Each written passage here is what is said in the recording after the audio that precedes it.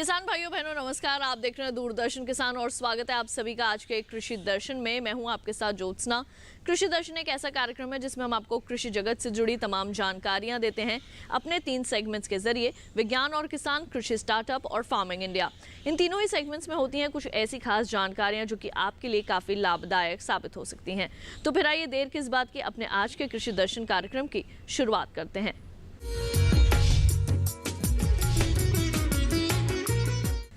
आइए कार्यक्रम की शुरुआत करते हैं हमारे पहले सेगमेंट विज्ञान और किसान से। किसान भाइयों बहनों, अपने इस सेगमेंट के जरिए हम आप तक कृषि जगत से जुड़ी कुछ ऐसी जानकारियां पहुंचाने का प्रयास करते हैं जिससे कि आपकी खेती किसानी और भी ज़्यादा बेहतर और भी ज़्यादा आसान हो सके। तो क्या है वो विशेष जानकारियां जो आज हम खास तौर से आपके लिए लेकर आए हैं, डालते हैं एक नज़र।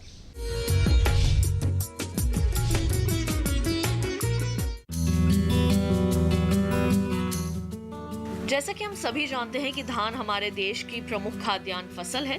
खरीफ के मौसम में लगभग सारे ही प्रदेशों में इसकी खेती की जाती है। रबी की फसलों की कटाई और थ्रेशिंग हो जाने के बाद धान नर्सरी के लिए तैयारी शुरू हो जाती है।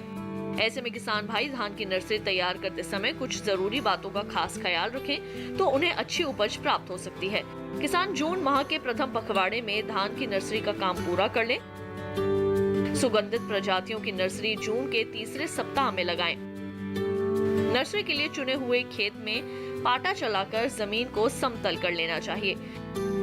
पौध तैयार करने के लिए खेत में 2-3 सेंटीमीटर पानी भरकर 2-3 बार जुताई करें। धान की नर्सरी के लिए खेत में पानी का होना बेहद जरूरी है। धान की नर्सरी लगाते समय अच्छी उर्वरक वाली मिट्टी का चुनाव करें ताकि पौधों को उचित मात्रा में पोषक तत्व प्राप्त हो सके। नर्सरी की पौध मुख्य खेत तक जाते समय 20 से 25 दिन की ही रखें ताकि अधिक से अधिक उपज प्राप्त हो। नर्सरी तैयार होने के 5 से 6 दिन के भीतर रोपाई कर लें। पौध तैयार करने के लिए 1.25 मीटर चौड़ी व 8 मीटर लंबी क्यारियां बना लें। बीजों को अंकुरित करके ही बुवाई करें। अंकुरित बीज की बुवाई के 2-3 दिनों के बाद पौधशाला में सिंचाई करें। पौध की समय पर निराई गुड़ाई और उचित देखभाल बहुत जरूरी होती है। खरपतवार नियंत्रण के लिए क्रिटल क्लोर 500 से 600 मिलीलीटर प्रति एकड़ की दर से 250 से 300 लीटर पानी में घोलकर छिड़काव करें।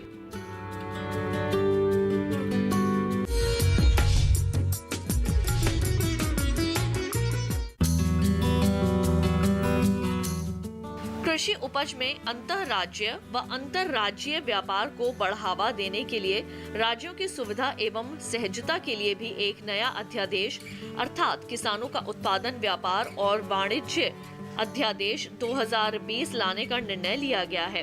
कोविड-19 के कारण मानव उपभोग और औद्योगिक आवश्यकता दोनों दृष्टि से मांग का दबाव तेजी से बढ़ रहा है। इस अवस्था में लाइसेंस व्यवस्था में सुधार जरूरी समझा गया है। इसलिए कृषि उपज के राज्यों के भीतर एवं अंतर्राज्यीय व्यापार की व्यवस्था में सुधार आवश्यक है। इस समय मांग और आपूर्ति केंद्रों के बीच कमियों को दूर करने की भी जरूरत है ताकि भावी खरीदारों की संख्या को बढ़ाते हुए किसानों को उनकी उपज की बिक्री बेहतर मूल्य पर करने के लिए सक्षम बनाया जा सके। वित्त मंत्री ने आत्मनिर्भर भारत के अंतर्गत कृषि से संबंधित आर्थिक पैकेज की तीसरी किश्त की घोषणा की है, जिसके तहत कोविड-19 की स्थिति से निपटने के लिए कृषि उत्पाद में अंतर्राज्यीय एवं अंतर्राज्यीय व्यापार की बाधा मुक्त सुविधा के लिए एक केंद्रीय विधान प्रदान किया जा रहा है। ये राज्य कृषि उपज विपणन विधानों के तहत अधिसूचित बाजारों के वास्तविक परिसरों के बाहर बाधा मुक्त अंतर्राज्यीय और अंतर्राज्यीय व्यापार व कृषि उपज के वाणिज्य को बढ़ावा देगा। इस प्रकार किसानों को अपनी उपज के लिए सुविधानुसार अधिक खरीदार मिलेंगे। ये इलेक्ट्रॉनिक व्यापार के लिए सरल फ्रेमवर्क प्रदान करेगा। ये किसानों के विपणन लागत को कम करेगा और उनकी आय को बढ़ाएगा।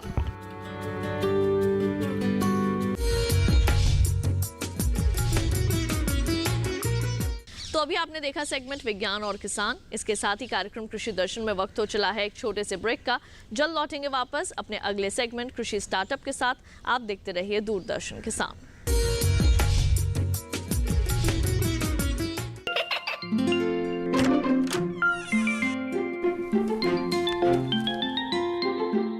ये क्या हो रहा है? काशवी, इतने कम मार्क्स? काशू, बेटा पढ़ा करो। पढ़ोगी नहीं तो आगे कैसे बढ़ोगी? मम्मा, मैं भी तो आपसे यही कहना चाहती हूँ, पढ़ा करो। आप पढ़ोगे नहीं तो आगे कैसे बढ़ोगे? मतलब? वो देखो। सिर्फ बैक पर छपा ऑर्गेनिक नहीं, ऑर्गेनिक का निशान पहचानिए। पीजीएस ऑर्गेनिक का ये लोगो उन किसानों की पहचान है जो आज भी परंपरागत विधि से रसायन मुक्त खेती कर आपके लिए शुद्ध फसल उपजा रहे हैं। अब समझे मम्मा, अगर मैं प्योर ऑर्गेनिक फूड नहीं खाऊंगी तो अच्छे मार्क्स कहाँ से लाऊंगी? अच्छा बच्चों। जैविक खेती की इस मुहिम को आगे बढ़ाइए, शुद्ध ऑर्गेनिक अपनाइए।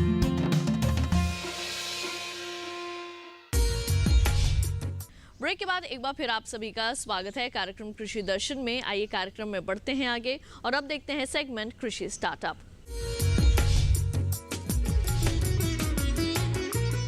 किसान भाइयों बहनों, कारवां का हिस्सा होना और खुद कारवां बनना, दोनों में ही जमीन आसमान का अंतर होता है।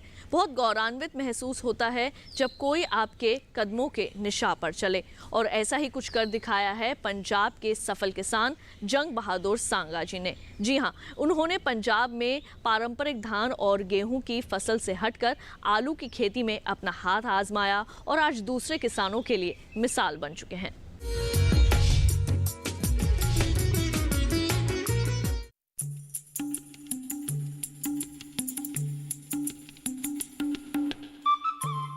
वैसे तो पंजाब गेहूं और धान की खेती के लिए मशहूर है, लेकिन जालंधर के खेतों से निकलते ये आलू कुछ और ही दास्तां बयां कर रहे हैं। इन्हीं आलूओं में छुपा है सांगा परिवार की मेहनत और सफलता का राज। न सिर्फ इस पूरे इलाके में बल्कि देश में पोटैटो किंग के नाम से मशहूर है सांगा परिवार। 4 एकड़ के खेत से शुरू हुआ ये सफर आज करीब 5000 एकड़ के खेतों में फैल चुका है और आज सांगा परिवार आलू की बम्पर पैदावार ले रहा है। हालांकि इस सफलता के पीछे पूरी परिवार की मेहनत है, लेकिन जंग बहादुर सांगा को इसका खासा श्रेय जाता है, जो कि सांगा परिवार की दूसरी पीढ़ी के प्रगतिशील और कामयाब किसान हैं। दुनिया का शायद ही कोई ऐसा देश होगा जहां इन्हें इनकी कामयाबी की कहानी सुनाने नहीं बुलाया गया हो।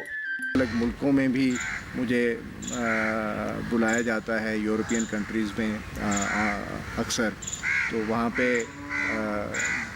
As a speaker, as a invitee मेरा थोड़ा बहुत जाना आना रहता है, चाहे वो जर्मनी की सरकार है, चाहे वो यूनाइटेड किंगडम की है, चाहे वो नीदरलैंड की है।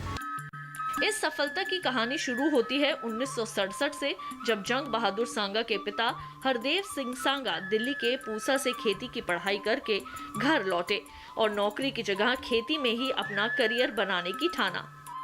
हालांकि उनके इस निर्णय का काफी विरोध हुआ, पर अपने फैसले को सही साबित करने में हरदेव सिंह सांगा पूरी शिद्दत से जुट गए और कुछ असफलताओं के बाद उन्हें सफलता मिलने लगी और जिसे आगे बढ़ाया उनके छोटे बेटे जंग बहादुर सांगा ने। यूनिवर्सिटी में जाते हो कोई भी पढ़ाई के लिए, तो आप कभी भी ये नहीं भूलते कि ये मेरी कमाई से हो रहा है या मेरे माता पिता की कमाई से हो रहा है या कोई और अन्य एजेंसी जो मुझे स्पॉन्सर कर रही है उसके माध्यम से हो रही है। मेरा खर्चा कौन पूरा कर रहा है। तो जाहिर है कि मेरा खर्चा मेरे माता और पिता ने उठाने की ज़िम्मेवारी ली थी, तो मैं चला गया और वहाँ पे जाके मुझे असिस्टेंटशिप मिल गई, रिसर्च असिस्टेंटशिप। तो मेरा खर्चा अमेरिकन यूनिवर्सिटी ने उठा लिया। तो शुरुआत मेरी फैमिली से हुई, बाद में अमेरिका वालों ने संभाल लिया। लेकिन अमेरिका में कोई भी इस चीज़ को भुलाता नहीं है। अगर कोई किसी से लोन लेके पढ़ाई करता है तो वो सारी उम्र वो लोन वापस चुकाता है। अगर वो यूनिवर्सिटी उसको देती है पैसे तो उस चीज़ के लिए भी वो बंध जाता है यूनिवर्सिटी के कॉन्ट्रैक्ट्स में।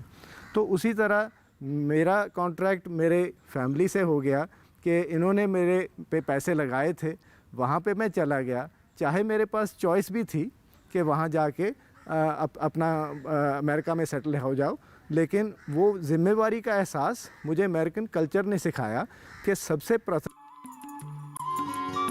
आखिर क्यों चुना सांगा परिवार ने आलू की ही खेती को? हालांकि इसके लिए सांगा परिवार ने खेती के कई प्रयोग किए, मिट्टी से लेकर किस्में, तौर तरीके, यहाँ तक कि खेतों की नब्ज को भी टटोला और इसमें सालों का वक्त लग गया। हर तरह की खेती करने के बाद इन्होंने आलू की खेती को चुना, जिसमें बाकी फसलों की तुलना में मुनाफा ज्यादा मिला और इस तरह से आलू इनकी पहचान बनता गया।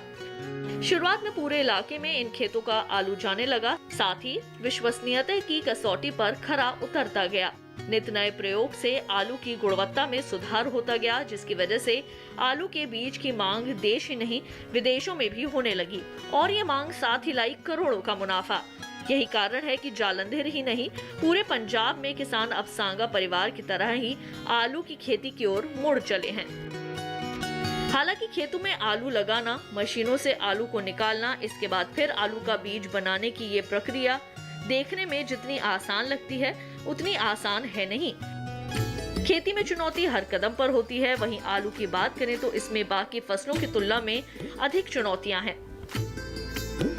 आलू की बुआई से लेकर भंडारण और बीज तैयार करने में बड़ी मशक्कत है। खेती के काम में कोई छुट्टी का दिन नहीं होता है, सातों दिन बराबर मेहनत करनी पड़ती है। दिन रात एक करके लगभग 5000 एकड़ के इन खेतों को संभालना आसान नहीं है। इसके अलावा नई तकनीकों से रूबरू होना और समय के साथ कदम ताल मिलाकर चलना आसान नहीं है। लेकिन सांगा परिवार ने इन मुश्किलों का डटकर सामना किया और अपने सफर में आगे बढ़ते गए। यही कारण है कि सफलता उनके कदम चूमने लगी।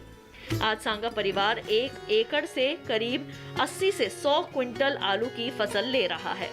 सफलता और सराहना का चोली दामन का साथ है।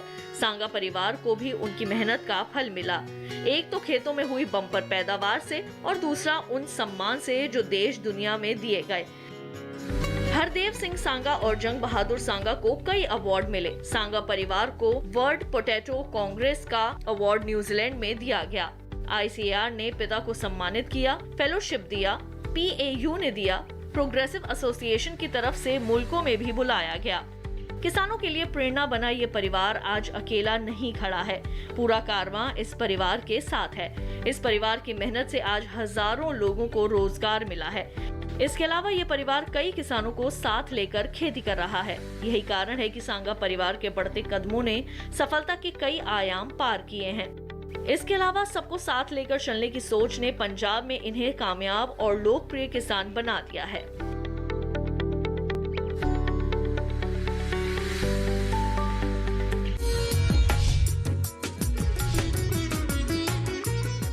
तो अभी आपने देखा सेगमेंट कृषि स्टार्टअप। इसके साथ ही कार्यक्रम कृषि दर्शन में वक्त हो चला है एक और छोटे से ब्रेक का।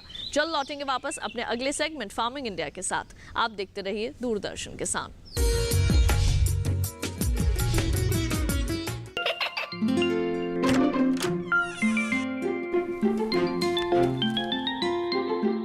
ये क्या हो रहा है?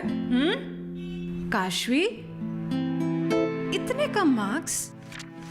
काशू, बेटा पढ़ा करो, पढ़ोगी नहीं तो आगे कैसे बढ़ोगी? मम्मा, मैं भी तो आपसे यही कहना चाहती हूँ, पढ़ा करो। आप पढ़ोगे नहीं तो आगे कैसे बढ़ोगे? मतलब? वो देखो। सिर्फ बैक पर छपा ऑर्गेनिक नहीं, ऑर्गेनिक का निशान पहचानिए।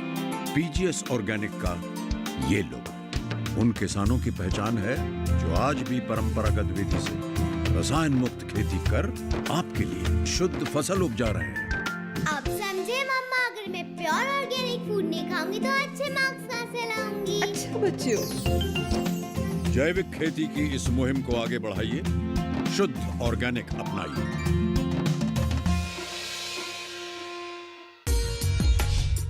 ब्रेक के बाद एक बार फिर आप सभी का स्वागत है कार्यक्रम कृषि दर्शन में।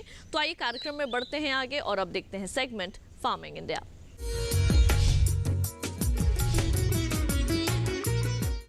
किसान भाइयों बहनों, जब आप खेती करते हैं और खास तौर से जब आप आधुनिक खेती की ओर बढ़ते हैं तो आपके मन में कई तरह के प्रश्न उठते हैं जिनका जवाब केवल एक कृषि वैज्ञानिक ही दे सकता है। तो आइए शामिल करते हैं आपके आज के प्रश्न और जानते हैं उनका उत्तर हमारे कृषि विशेषज्ञ से। अरहर जिसको हम तुर भी बोलते हैं, और ये खरीफ की सबसे महत्वपूर्ण दलहनी फसलें हैं। और अभी अरहर का समय हो गया है बुआई का, तो किसान भाइयों से मैं चर्चा करूंगा कि हम अरहर की खेती किस प्रकार करें, क्योंकि अरहर की खेती तो हम पहले से भी करते आ रहे हैं, लेकिन अरहर का जो उत्पादकता है वो बहुत ही कम है हमारे देश में। तो हमें इसकी उत्पादकता बढ़ाना है, यानी कि प्रति हेक्टेयर की उपज है उसको बढ़ाना है। अभी हमारे देश में इसकी जो उपज है, औसत उपज जो है हमारे देश में, वो लगभग 700 से लेकर 750 किलोग्राम प्रति हेक्टेयर है। तो हमें इस उत्पादकता को बढ़ाना है। तो उत्पादकता बढ़ाने के लिए हमें हर प्रकार के जो उन्नत कृषि क्रियाएँ हैं उनको अपनाना होता है। तो सबसे पहले बात आती है कि हमें अरहर की उन्नत खेती के लिए क्या करना होता है। तो सबसे पहले हमारे पास आता है फील्ड प्रिपरेशन, यानी कि खेत की तैयारी हम कैसे करें। जैसा कि आप जानते हैं कि हम ग्रीष्मकालीन अवकाश में हम लोग गर्मियों में हमारे खेतों की गहरी जुताई करते हैं। और गहरी जुताई करने से क्या होता है कि इसमें एक तो कि जो हानिकारक कीड़े होते हैं, उनके जो अंडे होते हैं वो मर जाते हैं, और हानिकारक जो रोग हैं वो भी कम होते हैं।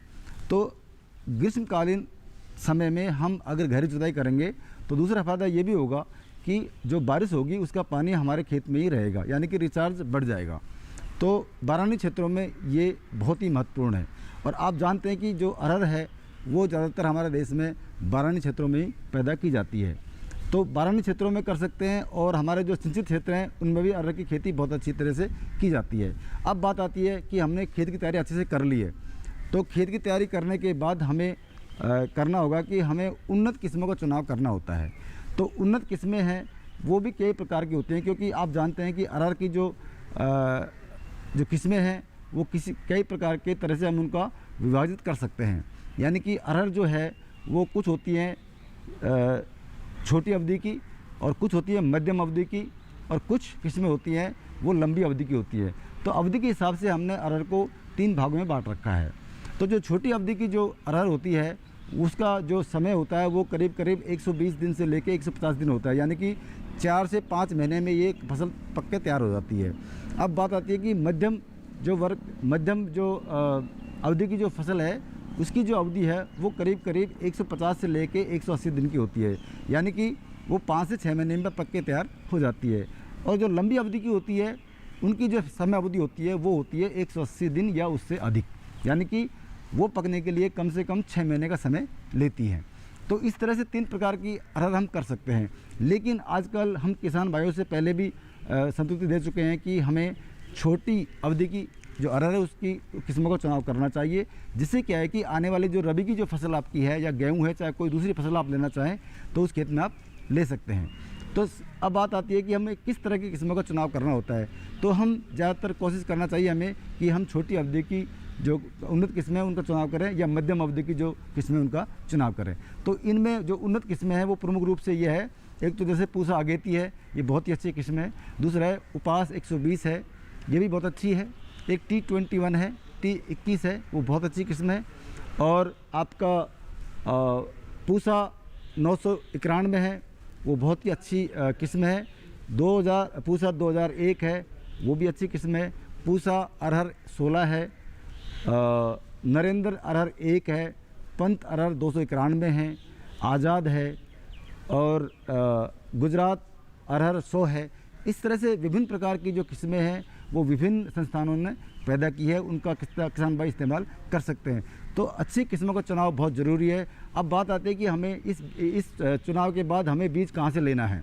तो किसान भाई चाहे तो अरहर का बीज नेशनल NSC जो होती है, नेशनल सीड कॉर्पोरेशन, वहाँ से ले सकते हैं, या फिर स्टेट सीड कॉर्पोरेशन होते हैं वहाँ से ले सकते हैं, या फिर भारतीय कृषि अनुसंधान परिषद के जो संस्थान हैं वहाँ से भी आप अरहर का बीज आप ले सकते हैं। और दूसरा जो प्रमाणितकृत जो हमारी संस्थाएं हैं, प्राइवेट एजेंसीज हैं, वहाँ से भी आप ले सकते हैं। और चाहे तो किसान भाई अपना खुद का बीज, तैयार किया हुआ बीज अरहर का ले सकते हैं। लेकिन अगर आप उस बीज को हम इस्तेमाल कर रहे हैं तो उसका हमें बीज उपचार करना बहुत ज़रूरी है। तो बीज उपचार के लिए किसान भाई को कुछ नहीं करना होता है, सिर्फ ये है कि हमें बीज का जो उपचार है वो फंजीसाइड यानी कि फफूंदीनाशक से करना होता है। दूसरा हमें कीटनाशक से करना होता है। तीसरा राइजोबियम इसलिए करना पड़ता है क्योंकि ये जो दलहनी फसलें होती हैं, ये सभी जो दलहनी फसलें हैं वो नाइट्रोजन को फिक्स करती हैं। हमारी जो वातावरण में जो नाइट्रोजन होती है उसको जड़ों में फिक्स करती हैं। तो इसमें जो राइजोबियम का टीका है वो बहुत ही लाभकारी होता है, ज़्यादा मात्रा में नाइट्रोजन को फिक्स करता है। तो आपको बीज उपचार करने के लिए कुछ नहीं करना है, सिर्फ आपको 1 लीटर पानी लेना है। 1 लीटर पानी में 150 ग्राम गुड़ लेना है और 2 ग्राम आपको लेना है बबूल का गोंद। इन दोनों जो पदार्थ हैं उनको आप पानी में मिला दीजिए और पानी को आधे घंटे तक गर्म कर लीजिए। गर्म करने के बाद पानी को आप ठंडा कर लीजिए।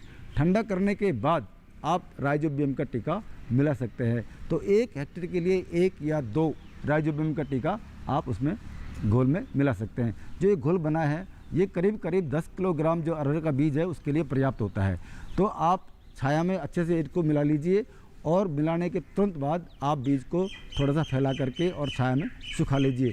जब आपका बीज थोड़ा भुरभुरा हो जाए तो उस जो बीज है उसको आप बुआई काम ले सकते हैं। लेकिन इसमें ध्यान रखने की बात यह है कि हमें फफूंदीनाशक को पहले मिलाना है, यानी कि 2 ग्राम जो कार्बेंडिजम है या थाईथीरा में उसका इस्तेमाल पहले करना है। उसके बाद 2 ग्राम प्रति किलोग्राम के हिसाब से, और इसी प्रकार से 10 मिलीलीटर जो क्लोरोपाइरिफॉस हो या इमिडाक्लोप्रिड हो जो कि कीटनाशी होता है उसका इस्तेमाल करना होता है। और लास्ट में हम राइजोबियम का इस्तेमाल करते हैं। अब हमारा बीज बिल्कुल तैयार हो गया है। अब बुआई के लिए हमें बीज की मात्रा हमको निश्चित करनी होती है।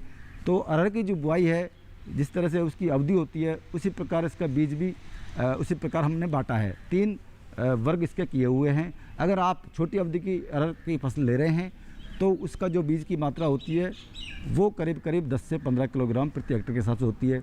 अगर आप मध्यम अवधि की फसल ले रहे हैं, किस्में ले रहे हैं, तो उसकी जो बीज की मात्रा है वो करीब करीब 10 से 12 किलोग्राम प्रति हेक्टेयर के हिसाब से होती है।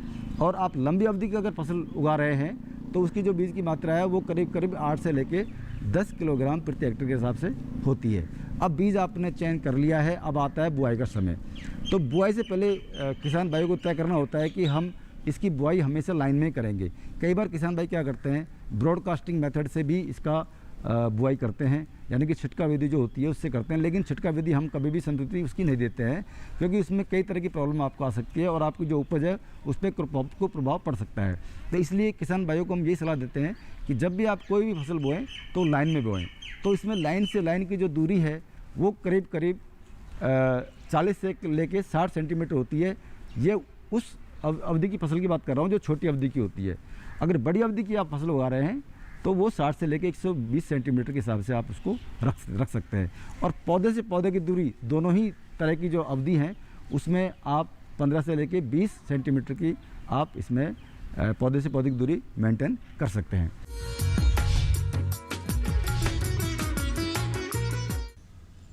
तो किसान भाइयों बहनों, आइए कृषि दर्शन कार्यक्रम में बढ़ते हैं आगे और एक नजर डालते हैं और जानते हैं क्या कहता है मौसम और देश की मंडियों का हाल।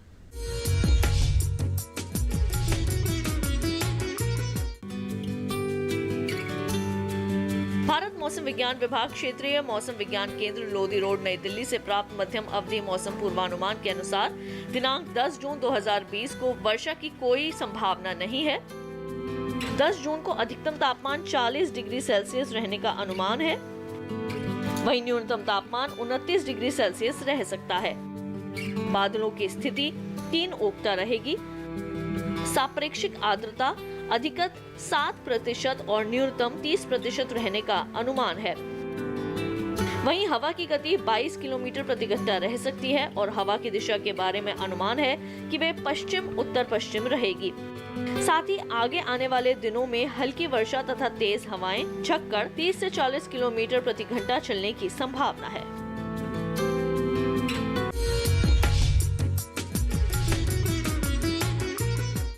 तो किसान भाइयों बहनों, हमारे आज के कृषि दर्शन कार्यक्रम के इस अंक में बस इतना ही। उम्मीद है कि आपको हमारे आज के कार्यक्रम में दी गई जानकारियों से जरूर लाभ मिलेगा।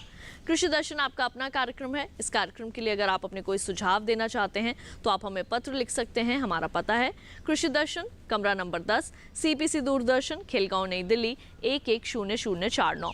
अगर आप हमें ईमेल करना चाहते हैं तो हमारा ईमेल ID है krishidarshandk@gmail.com। तो हमारे आज के कृषि दर्शन कार्यक्रम के इस अंक में किसान भाइयों बहनों केवल इतना ही।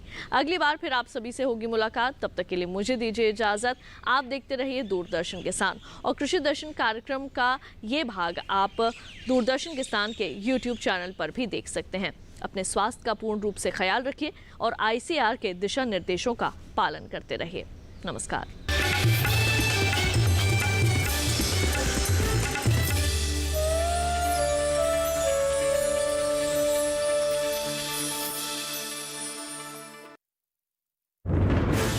कोरोना